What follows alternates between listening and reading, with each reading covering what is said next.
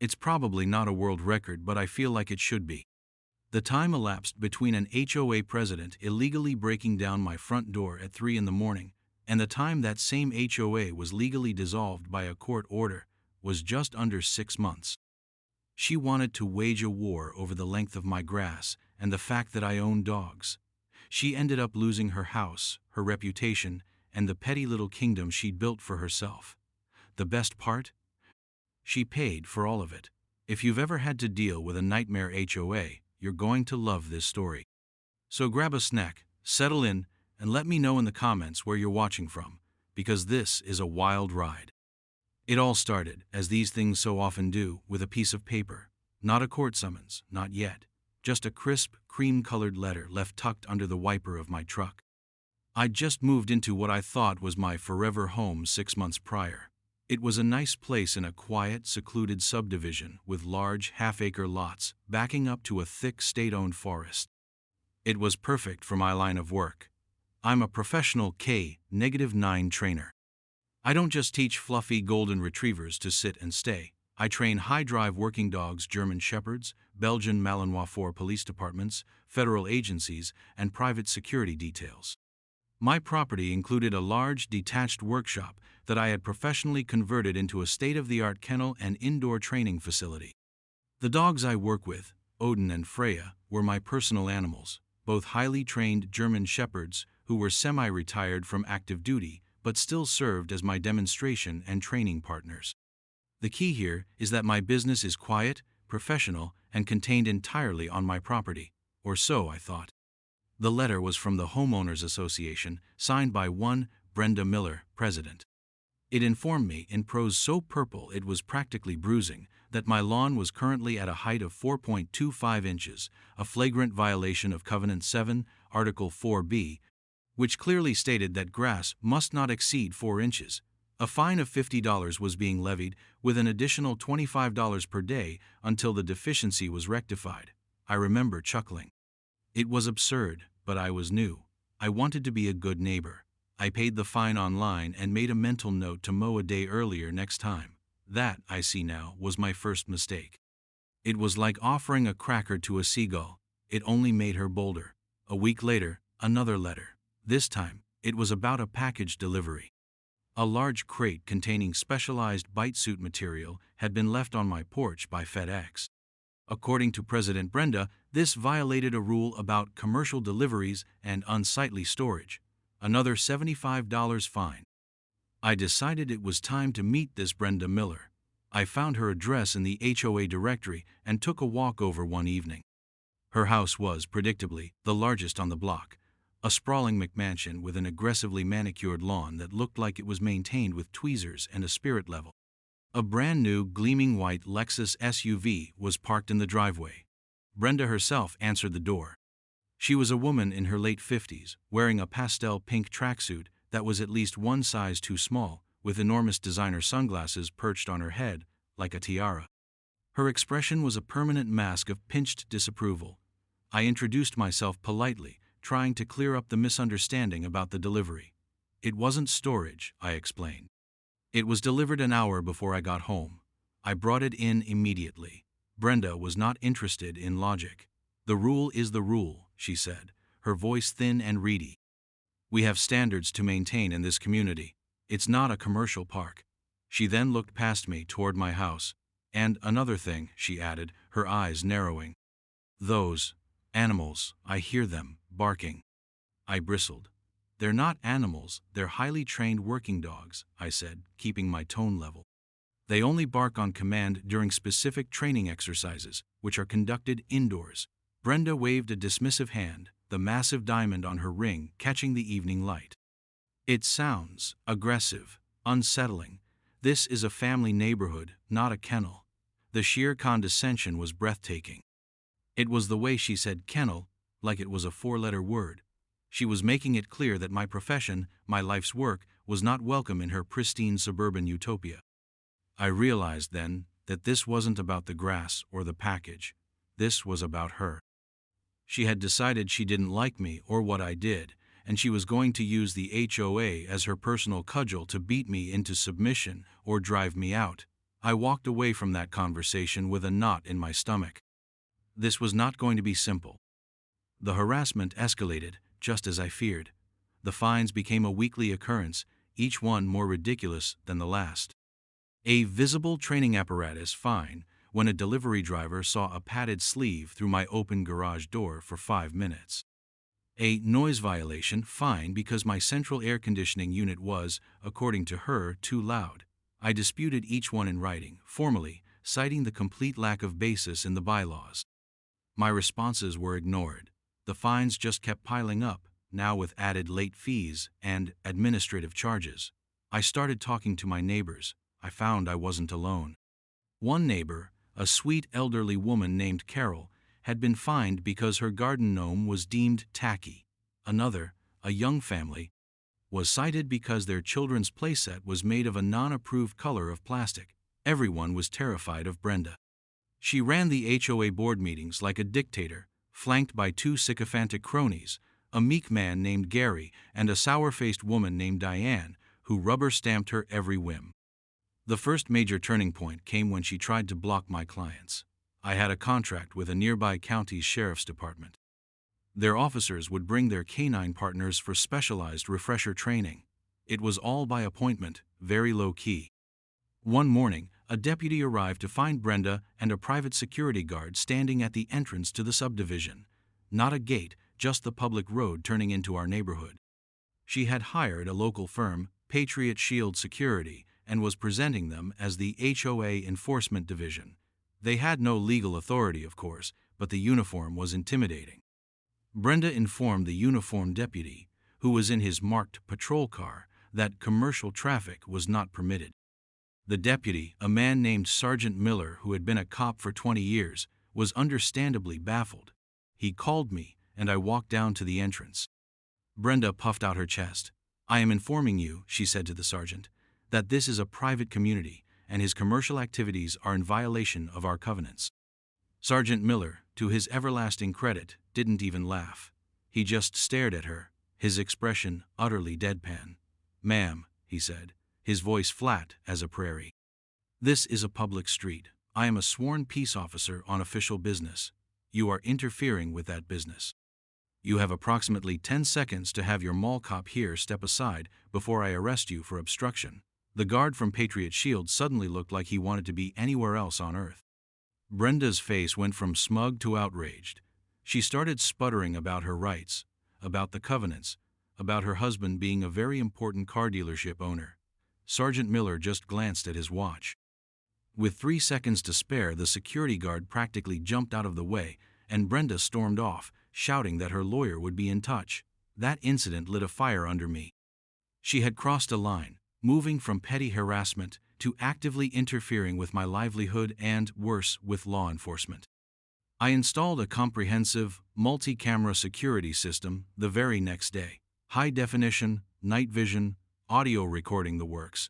I had a feeling I was going to need it. I just had no idea how soon or how spectacularly right I would be. The final showdown was coming, and it was going to start with the sound of my own front door splintering at 3 o'clock in the morning. The period following the confrontation with Sergeant Miller was one of eerie silence. For about 2 months, the violation notices stopped. The white Lexus no longer seemed to be parked down the street at odd hours. It was a cold war. I knew Brenda wasn't defeated. She was regrouping, stewing in her own impotent rage, and plotting something new. I used the quiet time to prepare. I wasn't just a dog trainer. My background included a stint in military intelligence, where I learned the value of meticulous documentation and understanding the system you're up against. I requested a full copy of the HOA covenants, bylaws, meeting minutes for the past 5 years, and the current budget. My initial requests were, of course, ignored. So I had my lawyer, a sharp, no-nonsense woman named Sarah, send the request on her official letterhead, citing state statutes that mandated their release to any homeowner. That got their attention. The documents arrived a week later, dropped on my porch in a heavy, begrudging box. Reading through them was like an archaeological dig into the mind of a petty tyrant. The rules were a labyrinth of contradictions and absurdly specific prohibitions. You could have a satellite dish, but only on the back of the house, unless the back of your house faced the golf course, in which case, it was forbidden entirely. Holiday decorations could be displayed no earlier than 14 days before the holiday and must be removed within 7 days after, with the notable exception of patriotic displays for Independence Day, which were allowed a generous 30-day window. It was clear Brenda and her cronies had been amending and adding rules for years without proper homeowner votes, simply by declaring a board decision. This was a crucial piece of information. But the most important thing I found was what wasn't there. There was absolutely no clause, no article, no sentence anywhere in the governing documents that gave the HOA board or any of its agents the right to enter a homeowner's property without express, prior permission, let alone force entry. The only exception was for dire emergencies involving common utilities, like a burst water main, and that required a documented attempt to contact the homeowner first. While I was doing my research, Brenda was doing hers, or, more accurately, she was building an echo chamber. She started a private Facebook group for the neighborhood, invitation only, of course. I wasn't invited, but my friendly neighbor Carol was. Carol, the gnome enthusiast, became my mole. She would forward me screenshots of Brenda's increasingly unhinged posts. Brenda painted me as a monster, a dangerous recluse running an illegal, unregulated dogfighting ring from my basement. She posted blurry photos of Odin and Freya in my backyard taken from a distance with captions like, "Look at these vicious beasts, they could tear a child apart." Anyone who dared to defend me or question her narrative was immediately blocked and shamed. She was manufacturing consent, building a case in the court of her own curated public opinion. She was laying the groundwork for her next move, convincing a small, frightened contingent of residents that I was a genuine threat to their safety and property values. Then came the emergency. The night it all went down started like any other. I'd finished a late training session, run the dogs, and settled them into their climate-controlled kennels for the night. I was in bed by 11, fast asleep. The sound that woke me was not a bark or a whine. It was a concussive boom that shook the whole house. It was the sound of my solid oak front door being smashed in. I was out of bed in a second, my heart hammering against my ribs. My first thought was a home invasion. I hit the panic button on my nightstand, which silently alerted my security company and the local police. Then I heard her voice, shrill and triumphant, echoing in my foyer. "HOA inspection. We have reason to believe you are harboring unregistered and dangerous animals." It was Brenda. I crept to my bedroom door and peered down the hallway, and there she was, standing in my foyer as if she owned the place, backlit by the porch light streaming through my now splintered doorframe. She was flanked by the same two goons from Patriot Shield Security, both holding heavy-duty flashlights like weapons. One of them had what looked like a small battering ram in his hand. My blood ran cold, then hot with a fury so intense it felt like electricity. I saw the red light of my foyer camera glowing steadily. Got you, I thought. I heard Odin and Freya begin to stir in the kennel wing, their low, questioning rumbles audible even through the soundproofed walls. Brenda took a step further into my house. "You have 10 seconds to present the animals for inspection before we declare them a nuisance and have them removed," she screeched. Removed? They weren't just breaking and entering. This was attempted theft. That's when I acted. I didn't shout. I didn't panic. I walked to the top of the stairs, my face set like stone. I looked down at the three of them, frozen in their ridiculous tableau of suburban fascism. "Get out of my house," I said, my voice dangerously quiet. Brenda actually scoffed. "We have every right to be here. The bylaws." "You have no right," I cut her off. "You are trespassing. You have committed a felony by breaking into my home. The police are on their way. You have one chance to leave before this gets much, much worse for you." The security guards looked at each other, a flicker of uncertainty in their eyes. But Brenda was too far gone. Her face was flushed with power. "We are not leaving until we see the dogs," she insisted. I gave a small, sad shake of my head. "You really shouldn't have done this, Brenda." And with that, I gave a short, sharp, 2-syllable command. It wasn't an attack command. It was a command my dogs knew as stand and hold. It meant, go to the threat, stand your ground, and bark with everything you have until I tell you to stop. The door to the kennel wing flew open. Two 85-pound German shepherds, black and tan blurs of controlled power, shot into the hallway. They didn't charge. They didn't snarl or foam at the mouth like the monsters in Brenda's imagination. They moved with the fluid precision of professionals, stopping perfectly side by side at the bottom of the stairs, 10 feet from the intruders. They planted their feet, their bodies rigid, and erupted. It wasn't the frantic yapping of a terrier. It was a deep, chest-rattling, synchronized barrage of barking that echoed off the walls and seemed to shake the very foundation of the house. It was pure, controlled intimidation. The effect was instantaneous. The two security guards froze solid, their flashlights trembling.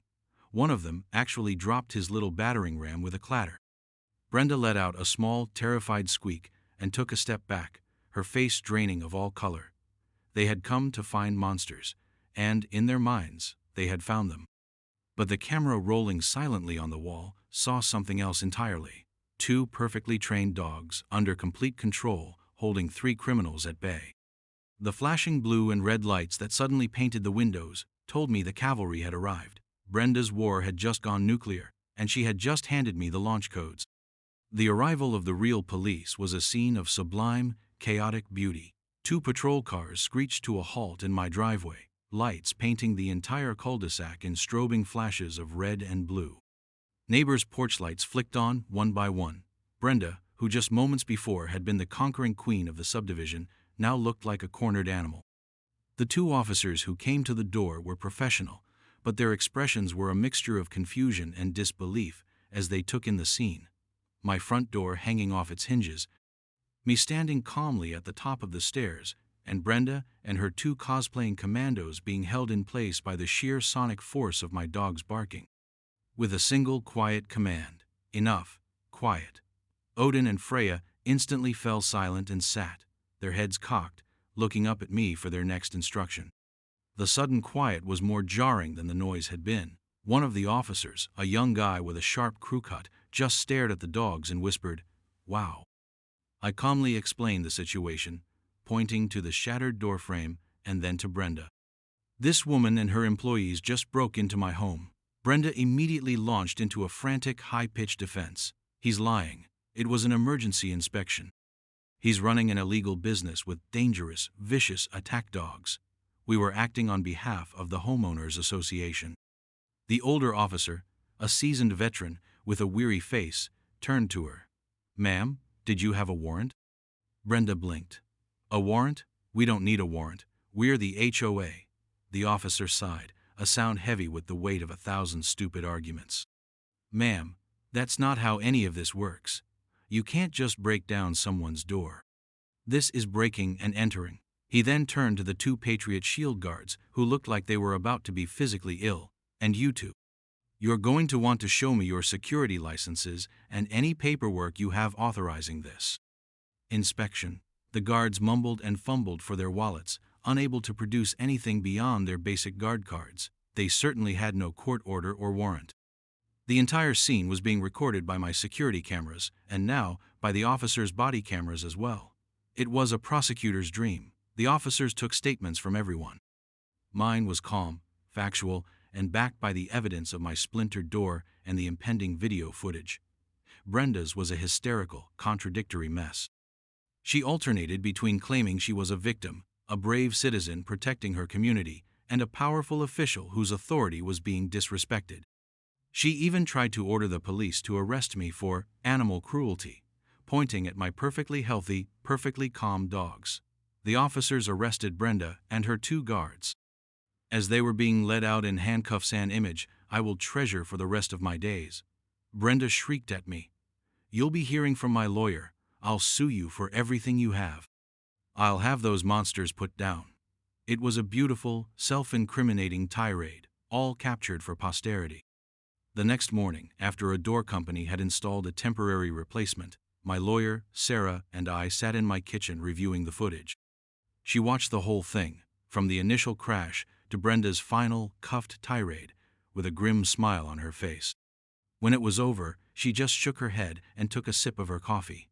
"In all my years," she said, "I have never been handed such a beautifully wrapped gift. This isn't just a home run. This is a grand slam in the bottom of the ninth. We had them on criminal charges, felony breaking and entering, conspiracy, property damage. But that was just the appetizer. The main course was the civil suit. We're going after all three of them personally, Sarah explained. And we're going after the security company. Their insurance carrier is going to have a full-blown aneurysm when they see this. But we're also going after the HOA. This was the part I was most interested in. How do we do that? I asked. Brenda is the HOA, in her mind. Exactly, Sarah said, her eyes gleaming. She used her position as president to authorize this. She likely used HOA funds to hire these clowns. We're going to file for a full forensic audit of the HOA's finances. We're going to look at every invoice, every check, every contract she's signed for the last 5 years. We're not just suing for your damages, we're going to expose her entire corrupt operation to every single homeowner in this neighborhood. The plan was brilliant. It wasn't just about getting revenge for my broken door. It was about dismantling the entire corrupt structure Brenda had built. While the criminal case proceeded on its own track, we started our civil offensive. The first step was a discovery request that was a work of art. We asked for every email, text message, and social media post from Brenda and her two board cronies, Gary and Diane, that mentioned me, my dogs, or my business. We asked for the contract with Patriot Shield security and proof of payment. We asked for board meeting minutes where the inspection was discussed and approved. As expected, Brenda didn't sit still. A week later, I was served with a lawsuit. It was from her, personally, and from the HOA. It was a masterpiece of legal fiction. It claimed my dogs were a public nuisance, that they were unleashed and aggressive, and that I was operating a high-traffic commercial enterprise that was destroying the serene character of the community. The lawsuit demanded I get rid of Odin and Freya, cease all business operations, and pay the HOA $100. Zero in damages for diminished property values. The lawsuit was Brenda's fatal miscalculation. By suing me, she and the HOA were now plaintiffs, which opened them up to counterclaims and made the discovery process a two-way street. She thought it was a power move, a way to scare me into dropping my own case. She had no idea she had just walked straight into a legal wood chipper. Sarah was ecstatic. She's trying to use the lawsuit as a weapon, she told me over the phone. It's a classic slap-suit strategic lawsuit against public participation. But it's going to backfire on her so hard it'll leave a crater. She just gave us jurisdiction to put her entire presidency on trial. Get ready. This is where the real fun begins. The discovery phase of a lawsuit is where wars are won and lost, long before you ever see the inside of a courtroom. It's a methodical, often tedious process of exchanging documents and information. For Brenda, it was a catastrophe. Her entire case was built on a foundation of lies, and our discovery requests were like a wrecking ball, smashing that foundation to pieces. We asked for any and all evidence of my dogs being a public nuisance. They couldn't produce a single police report, a single animal control complaint other than ones Brenda herself had made, which were all dismissed as unfounded. We asked for evidence of the high-traffic commercial enterprise. They sent us a log Brenda had personally kept, which listed Sergeant Miller's patrol car and 2 other vehicles over a 3-month period. It was laughable. Sarah's response was brutal. In her legal filing, she referred to it as a log of the plaintiff's obsessive and likely unlawful surveillance of my client. The real gold, however, came from the depositions. A deposition is sworn testimony given out of court. It's a lawyer's chance to question the other side under oath, with a court reporter transcribing every word. Sarah decided to depose Brenda first. We sat in a sterile conference room at a neutral law firm. Brenda showed up with her lawyer, a slick, overconfident man who clearly thought this was all a minor spat that could be settled quickly. He was wrong. Sarah began gently, asking Brenda to confirm her role as HOA president, her responsibilities, her understanding of the bylaws. Then, she moved to the night of the break-in. "Miss Miller," Sarah said, her voice even, "could you please describe the emergency that prompted you to force entry into my client's home at 3 in the morning?" Brenda launched into her prepared speech about the anonymous tip, the dangerous dogs, the fear for the community's safety. Sarah let her talk for a full 5 minutes, spinning her web of fiction. Then, Sarah leaned forward and slid a DVD across the polished mahogany table. "I'd like to mark this as Exhibit A for the record. This is the security footage from inside my client's home on the night in question. Let's watch it together, shall we?" Brenda's lawyer immediately objected, but the deposition rules allowed it. Sarah had a laptop and a small projector ready. The look on Brenda's face as the crystal-clear video of her and her goons smashing my door appeared on the screen was priceless. The color drained from her cheeks. We watched in silence as the events unfolded. We saw her triumphant entry. We heard her screeching about her authority. We saw me appear, calm and composed. We saw my dogs, under perfect control, simply standing and barking on command. And most damningly, we heard Brenda's final shrieking threat as she was led away in handcuffs. "I'll have those monsters put down." When the video ended, the room was silent.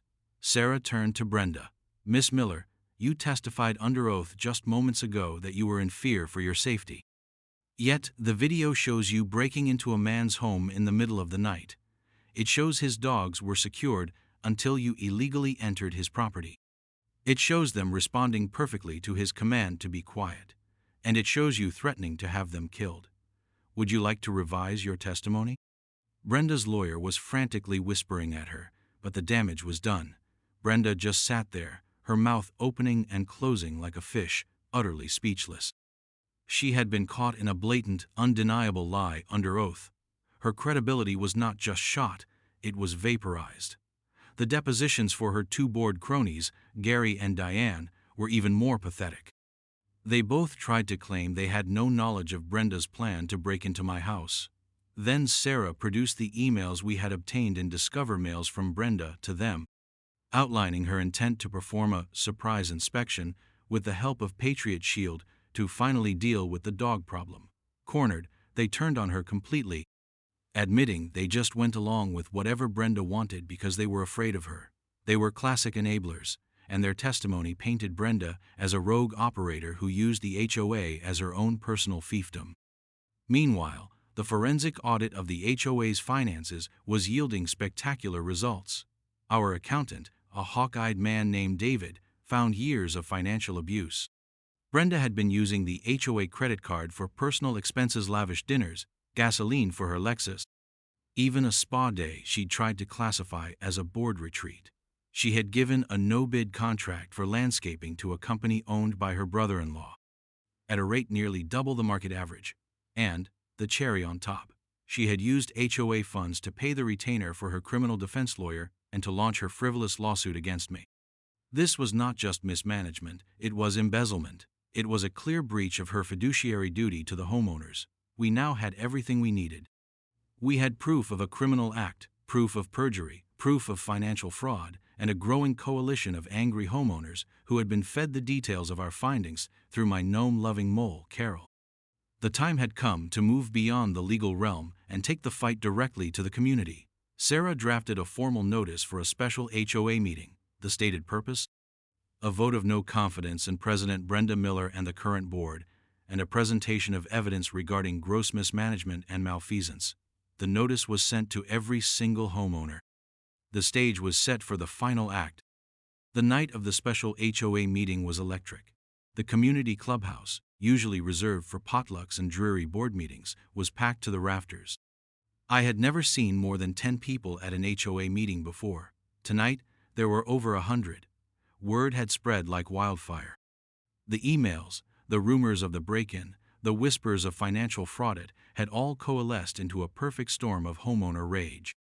Sarah and I arrived with Arthur, the retired lawyer from down the street who had become a key advisor, and Carol, my gnome-loving informant who was now a righteous crusader. We had binders of evidence, a projector, and a palpable sense of impending victory. Brenda and her two remaining board members, Gary and Diane, were already at the front table. They looked pale and beleaguered. Brenda was trying to project an air of authority, wearing a severe-looking navy blue pantsuit, but her hands were trembling slightly. She clearly hadn't anticipated this level of turnout. She tried to control the proceedings from the start, banging her little gavel and demanding order, but the crowd was not in a mood to be ordered. Arthur, citing the HOA bylaws, formally made a motion to amend the agenda to allow our presentation and the vote of no confidence to take precedence. The motion was seconded by a dozen people at once and passed with a thunderous roar of "Aye." Brenda was steamrolled. Sarah took the floor. She was magnificent. She didn't use fiery rhetoric. She was calm, methodical, and devastatingly precise. She walked the homeowners through the entire saga, starting with the petty fines and escalating to the criminal act of breaking into my home. She played a short, curated clip from the security footage, just the part showing the door being smashed in, and Brenda's shrieking threats. Gasps and murmurs rippled through the room. People who had only heard rumors were now seeing the raw, undeniable truth. Then, Sarah pivoted to the finances. With our accountant David by her side, she projected the forensic audit's findings onto the screen. She showed the credit card statements with the spa days and the lavish dinners. She showed the inflated landscaping contract given to Brenda's brother-in-law. She showed the checks written from the HOA account to Brenda's personal criminal lawyer. With each slide, the anger in the room grew hotter. People were shouting, "Thief!" and "Resign." Brenda tried to defend herself, grabbing the microphone and claiming the expenses were all legitimate, that the lawsuit against me was necessary to protect their property values. This was a mistake. A man in the front row stood up. "Protect our property values. You hired a company to do our landscaping that was charging us almost double what I pay for my own business. You spent our money on your fancy meals. How is that protecting us?" A woman stood up next. "You fined me $200 because my basketball hoop had a tear in the net, and all the while you were stealing from us. The dam had broken." For the next 20 minutes, homeowner after homeowner stood up to voice their grievances, to share their own stories of Brenda's bullying and financial extortion. It was a revolution in miniature. Finally, Arthur called for the vote. A motion is on the floor to remove Brenda Miller, Gary Smith, and Diane Jones from the HOA board, effective immediately, for gross negligence and breach of fiduciary duty. The result was a foregone conclusion. It was nearly unanimous. Brenda sat in stunned silence as her power was stripped away in a public spectacle of her own making. Her two cronies, Gary and Diane, looked almost relieved, but we weren't done. Arthur then made a second motion. "Given the extensive and systemic abuse demonstrated here tonight, I move that we begin the legal process of dissolving this homeowners association entirely and returning the common areas to the city's management." The cheer that went up was deafening. People were on their feet, applauding, shaking hands. They weren't just removing a tyrant, they were abolishing the throne. The motion passed with an even greater majority. The HOA was, for all intents and purposes, dead. Brenda just sat there, her face a mask of utter ruin, as the community she had ruled with an iron fist celebrated its liberation. The aftermath was swift and satisfyingly brutal. With the HOA in the process of dissolution, its lawsuit against me collapsed. Sarah filed a motion to dismiss based on the now public evidence of it being a malicious and frivolous action, and the judge agreed, dismissing it with prejudice, meaning it could never be filed again. Better yet, the judge ordered the now defunct HOA and Brenda personally, since she initiated it, pay all of my legal fees, which were substantial. My countersuit was a slam dunk. Facing the incontrovertible video evidence and the testimony from the depositions, Brenda's insurance company, her husband's car dealership's insurance company, and Patriot Shield Securities insurer all scrambled to settle rather than face a jury. The settlement they offered was more than generous. It covered the cost of a new, reinforced, custom-built door, a significant upgrade to my security system, and a hefty sum for damages, pain, and suffering. It was enough that I could have taken a year off work if I'd wanted to. The criminal case against Brenda and the two guards also concluded. They pled guilty to lesser charges of criminal trespass and property damage to avoid a felony conviction and jail time. They received 2 years of probation, a hefty fine, and were ordered to complete anger management courses, which I found particularly ironic. Brenda's reputation in the community was completely destroyed. The story was picked up by a local news station, which ran a segment on HOA nightmares, featuring an interview with a tight-lipped Brenda scurrying away from their camera. The public humiliation was too much for her. Within 3 months of the HOA dissolution vote, a "for sale" sign went up in front of her McMansion. She and her husband sold the house at a loss and moved to a different state. I never saw her again. With the HOA gone, a sense of peace and freedom settled over the neighborhood. People started painting their doors whatever color they wanted. The family with the non-approved playset added a second one. Carol's garden gnome collection multiplied, becoming a whimsical, defiant little army on her front lawn. We formed a small voluntary neighborhood committee to manage the mowing of the common areas, which we did at a fraction of the cost Brenda's brother-in-law had been charging. The community was friendlier, more relaxed. The fear was gone. My business, once a source of controversy, was now just a fact of the neighborhood. People would wave as they drove by, and a few even contracted me to help train their own family pets. Odin and Freya became local celebrities, beloved for their role in dethroning the queen of petty tyranny. Looking back, the whole ordeal feels surreal. It's a testament to how a single person's ego, left unchecked, can poison an entire community. Brenda thought her title and her book of nonsensical rules gave her absolute power. She believed she could harass, intimidate, and even physically invade the home of anyone who didn't conform to her narrow worldview. She fundamentally misunderstood the nature of real power and authority. She underestimated me, my dogs, and most importantly, the collective will of our neighbors who were tired of being bullied. She started a war over a quarter-inch of grass and ended up losing everything. And as I sit here today, in my quiet house with its new, incredibly sturdy front door, watching Odin and Freya doze peacefully in the sun, I can't help but smile. Sometimes, the best way to deal with a bully isn't to back down, but to methodically and comprehensively dismantle their entire world. And if you have a couple of highly trained German shepherds to help, well, that doesn't hurt either. Thanks for sticking with me through this crazy story. Remember to hit that subscribe button, because you never know when another HOA Karen will strike, and I'll have another story to tell.